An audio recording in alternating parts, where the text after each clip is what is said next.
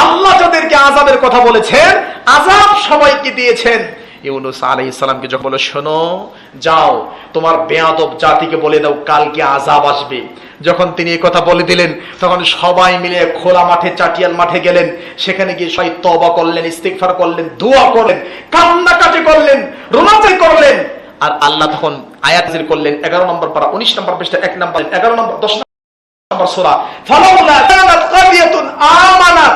পৃথিবীতে এমন কোন গ্রাম, এমন কোন জনপদ, এমন কোন জাতির উদাহরণ নাই, দৃষ্টান্ত নাই, আমানাত, যারা ঈমান আনছে। ফানাফাহা ঈমানুহা, অতঃপর ওই ঈমান দিয়ে উপকৃত হয়েছে। কখন? আযাবের ঘোষণার পরে। আযাব আসবে, এরপরে তওবা করে উপকৃত হয়েছে, এরকম কেউ নাই।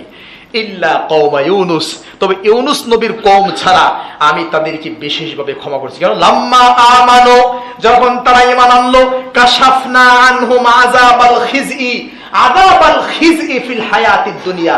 তারা যখন ঈমান আনলো, যখন ইউনুস নবী বলল কালকে তোমাদের খবর আছে, শায়েস্তা করা হবে, আযাব আসবে, এবার সবাই এক মাঠে গিয়ে কান্নাকাটি শুরু করলো।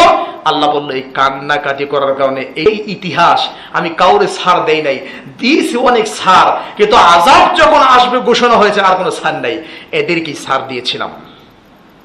এখন ইউনূস আলাইহিস সালাম বললেন, এরা যে বেয়াদব জাতি, এখন যদি আমি যাই আল্লাহ তো আযাব তুলে নিয়ে ছাড় হবে না, ওরা আমার সাথে মজা করবে। ইউনূস কোথায় আযাব? আযাবের কথা বললে কোথায়? আযাব তো দেখি না। এই ভয়ে তিনি যখন চলে গেলেন, আপনারা সবাই জানেন, তখন মাছের পেটে চলে যায়। ইউনূস আলাইহিস সালাম সেখানে গিয়েও আত্মত্যাগ করেছেন, নিরাশ হন নাই। কি পড়ছেন?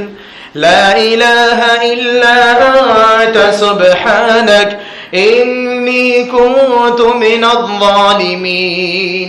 ওখানে গিয়ে তিনি তাওহীদ স্বীকার করেছেন, তাওহীদের বাণী স্বীকার করেছেন, আর এর মাধ্যমে আল্লাহ সুবহানাহু ওয়া তাআলা ইউনূস আলাইহিস সালামের সম্মানকে বাড়িয়ে দিয়েছেন। সুবহানাল্লাহ।